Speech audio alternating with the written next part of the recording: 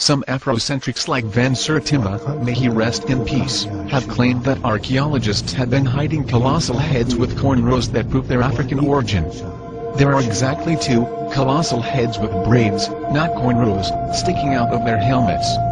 I'd love to hear how you cornrow through a helmet. They are on public display in museums. So how are they hidden? As I have stated before, braids are well documented in Native American culture since before Egyptian times.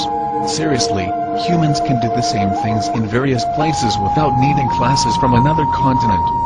Tattoos, or scars? Who cares? It still could have been done by Native Americans.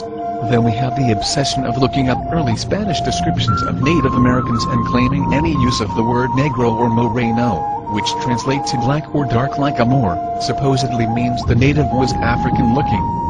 Firstly, it is well documented that Columbus described body paint in many occasions, and this type of body paint has been seen in murals as well. You can see usage of body paint to this day. Anyone remember the uncontacted Amazon tribe? How would one have described them if they saw them from a ship? A black person among a lot of red people? And even without body paint, there are natives that are decently dark-skinned. And many Spaniards describe them as black. The last charros of Uruguay were immortalized in statues and obviously had native features, yet many manuscripts describe them as black. The Guaycura of Baja California were actually described as darker than the more famous Paracu, being referred to as negro cenizo, ashy black, compared to the Paracu description of reddish black. So, they were seen as dark-skinned. But no one ever said they looked African. In fact, they described their long straight black hair. And reconstructions based on their skulls still show a native phenotype that is quite obvious. We see skin colors like that to this day, yet no one today calls them black. Why? Because black has come to refer to African descendants in the Americas. Dark-skinned people from India come over and aren't seen as black either. Personally, I could care less if one refers to them as black. So long as it isn't an attempt to create some type of racial claim. They were still just Native American, not African. The most absurd claim is that Egyptians landed and taught the Olmec their culture and thus were immortalized in statues. When the Olmec civilization started around 1200 BC, Egypt was defending itself from the sea peoples. They were not exploring the sea. Now, the Olmec colossal heads do not even date till 600 AD. What was going on in Egypt then? They were vassals of Rome. Fat chance they were going anywhere without Romans knowing. Furthermore, if Egyptians had so many technologies that were simply not seen in the New World, why would Olmecs still be using obsidian blades if Egyptians knew how to make metal weapons? What, Egyptian travelers suffered from massive amnesia? On a side note, another claim is that there is evidence in the various art pieces of elephants, and this must mean that Africans were present in the Americas.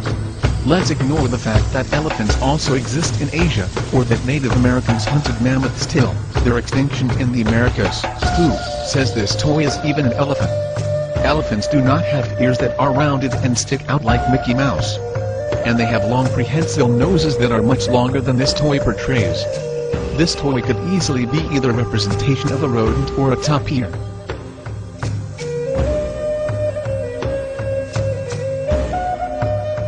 The same fallacious argument has been used with the stela, claiming there is a depiction of elephants here as well. But any expert on Mayan art can tell you that this is just a stylistic depiction of toucans. Back to biological reality. Afrocentrics have ignored all modern studies done with up-to-date methodologies and pull up old discredited studies by outdated anthropologists. A good example is a study by Andrzej Wierszenski, a Polish anthropologist who was outdated even in his own time. Wierszenski used measurements from Mongolia, Poland, and Uganda as archetypes and then compared cranial samples from Tlatelolco and Cerro de los Mesas to those three cranial archetypes. Based on those comparisons, he assigned the indigenous skulls racial types. Note that he did not use any modern Native American skulls in his comparison. Not one. In other words, by necessity, all the skulls would classify in some range between European, African and Asian. Even then, most skulls classified closest to Native Americans' closest cousins, Asians. I have thoroughly addressed these craniometric claims in my other videos. Responding to the first Americans, Ancient White Migrations, Parts 1 and 2, you can go there when you are done with this video. Like I said before, even the oldest skulls have found matches among native populations like the Paraku, Nambiquara, Matacudos, Patagonians, etc. Clearly, since Native Americans first migrated here from Asia, broad features have been present, evolving from those plesiomorphic features of the ancients everywhere. Their features were clearly evolved locally. Many populations like that of the Patagonians, the Kaingang, the Mayakiche, the Huichol, etc. show no genetic evidence of African admixture whatsoever. Others, like the Guarani, show, at best, 3 to 6% admixture. This is not enough to affect phenotypes. Just consider that Mark Shriver has 11% African admixture, and Bliss Broyard has 17% African admixture. Not exactly whopping examples of Olmec faces. When you average broad faces of populations such as the Kaingang, the Nagua, the Huichol, the Mayakiche, etc., you get this look. A face that matches the Olmec artwork. So you see this sculpture? It is indigenous kids who have a right to look upon that face and see themselves in those sculpted features. These kids have a right to have their heritage protected from being intellectually poached by dishonest pseudo-historians with an agenda of self-aggrandizement and ethnocentrism that parallels the Eurocentrism of old. There is too much African, and Afro-diasporic, history that is real, to have to rob others of their cultures and their history. This mother should be able to tell her child that this stone face mirrors that of her ancestors. This woman should be able to look at this stone face and see herself portrayed. And this child should be able to have pride in what peoples that look like her have done without being told by dishonest intellectuals that her ancestors were incapable of such things or that she doesn't look like them.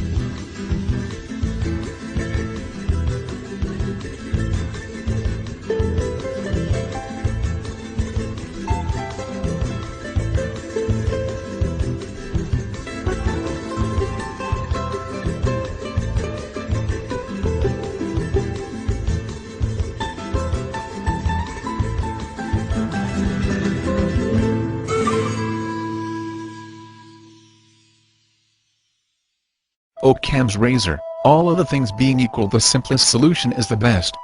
In other words, when multiple competing theories are equal in other respects, select the theory that introduces the fewest assumptions and postulates the lowest stretch of the imagination, based on the evidence. When looking at the origins of the Olmec and subsequent indigenous American civilizations, Occam's razor applies very well. Why look for the origins of the Olmec civilization and that of other indigenous Americans, by looking across the sea, if the natives in the area fit the bill quite well. While the intent of Afrocentrics is to build pride in their group that has been historically downtrodden and underrepresented by historians, these misleading claims end up overshadowing and downplaying the accomplishments of other peoples who have every right to be proud of their own ancestors' accomplishments. Furthermore, it takes away from legitimate research into African accomplishments, both in Africa, throughout history, and that of the African diaspora in the Americas, post-1492. Genetics has already shown us how human migrations occurred. Studies of indigenous populations have not yielded any modern African genetic markers, except for genetics that are shown to come from indigenous populations that were in proximity to post-1492 African slave populations, or in proximity of Afro-descent freeman or maroon populations. Those genetic markers have been proven to be of post-colonial contact. The only other African genetic markers found in indigenous populations are those that all humans out of Africa share from that first migration out of Africa over 50,000 years ago. Who were the Olmec, the Washita, Yamasee, Mochica, and other pre-1492 indigenous populations claimed by Afrocentrics and Black Indian proponents. The simplest and most accurate conclusion is that they were Native Americans, ancestors to today's Native Americans, indigenous to the region since the earliest migrations out of Asia, and not some migration from across the sea in the era of the earliest Old World civilizations to the present, like Mesopotamia and Egypt. Indigenous Americans are the proud recipients of this rich historical heritage, and deserve to have their heritage protected from historical dishonesty from ethnocentric groups trying to validate themselves at the cost of other people's heritage. Eurocentrics committed this act in the past, and still do, as seen by the whole Kennewick debacle, and Afrocentrics have picked up the mantle. Some would still argue that there are oceanic currents that are like fast-speed conveyor belts that could have easily brought over people from the west coast of Africa to the Americas. If this were so, why have Africans not come over to the Americas in droves the same way they migrate to Europe? In this time of scarcity, Africans are constantly migrating for better opportunities, yet they are not hopping on this miraculous conveyor belt and jumping over to Brazil. Maybe it is because it is not as easy as some people claim. Without sails one could drift west towards America, but there's a good chance of recirculating around the gyre without ever reaching the American coastline. Currents alone are slow, and journeys of long duration seem impossible in small boats because of lack of storage for fresh water and food. It is important to understand that deep ocean currents are not high-powered conveyor belts that overwhelm vessels and zip them across the ocean. Currents are extremely variable over time and space. It is in fact relatively easy to maneuver in and around ocean currents, even going against them, if one has sails or even paddles. From North Africa, the Canary Current travels at a whopping average speed of 0.67 miles per hour. The seas between the African coast and both the Canary Islands and Cape Verde are so unfriendly that Cape Verde was uninhabited when the Portuguese arrived. The Canary Islands were colonized by a Berber Amazigh population from North Africa and then remained isolated for millennia. Farther south, the Benguela Current travels north at speeds of 0.38 miles per hour. It hasn't helped the many who have drowned trying to cross to the Canary Islands. But, for argument's sake, let us say that these hypothetical Africans made it to the North Equatorial Current.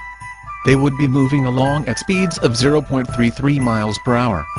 At this speed, they would die of boredom before they made it to the Americas. Even worse, they could be caught in the North Equatorial Counter-Current and start going backward at speeds of 0.93 miles per hour. But what about the South Equatorial Current with speeds up to 0.67 miles per hour? Say you go from where the South Equatorial Current starts off the coast of Africa straight across to Brazil, that is roughly 3,500 nautical miles. If the current speed were 1 knot, which is very high for a sustained open ocean current, the time taken to cross in a straight line would be 3,500 hours, or 146 days, which is a lot in a small boat drifting with the current, and that is without considering any of the loops or meanders, as they would have also have had to deal with counter-currents with speeds of about 1/4 of a mile per hour. That is, if they even got to that current, as the coastal region that faces the beginning of the Southern Equatorial Current first must pass the Guinea Current pushing east at speeds of 2.23 miles per hour, and the Angola Current pushing south at the speed of 1 mile per hour. So much for the conveyor belt theory. The Gulf Stream, at a much faster speed of 4.47 miles per hour, goes from the Americas to Europe. And yet Caribbeans, prolific sea travelers, were not landing all over Europe. Let's face it. The Atlantic Ocean currents are not a viable theory for claiming Africans were jumping over to the Americas. Africa is not just a hop-skip away from South America. You could put the whole continental USA between Africa and Brazil. Yet people are acting like it is just a quick joyride in a boat. Finally, possibility no matter how remote does not mean certainty. The Chinese around Columbus' time had much more advanced, massive ships than the Europeans did. They made it all the way to Africa, even carried giraffes back to China, and yet, they never made it to the Americas. Could have, does not mean did. Motive plays a key role as well. Exploration just for exploration's sake is a recent cultural innovation. The Sherpas had the capacity to climb Mount Everest, but saw no purpose in it. It would be much later that leisure adventure would become more prevalent. In this context, Old Worlders simply had no reason to try to explore the depths of the Atlantic Ocean. Most mathematicians around the globe, in Timbuktu, Rome, India, China, etc. had long figured out the Earth's circumference. Many maritime nations had the capacity to sail across the Atlantic. But they had no reason to sail into the empty sea. No one in Africa or Europe ever attempted to cross the Atlantic, because they thought the Atlantic was the same ocean as the Pacific. Furthermore, they knew of no winds that would bring them back if they had to return. It was seen as suicide. The Chinese, who had the best ships in the world at the time, and the wind in their favor, never attempted it either.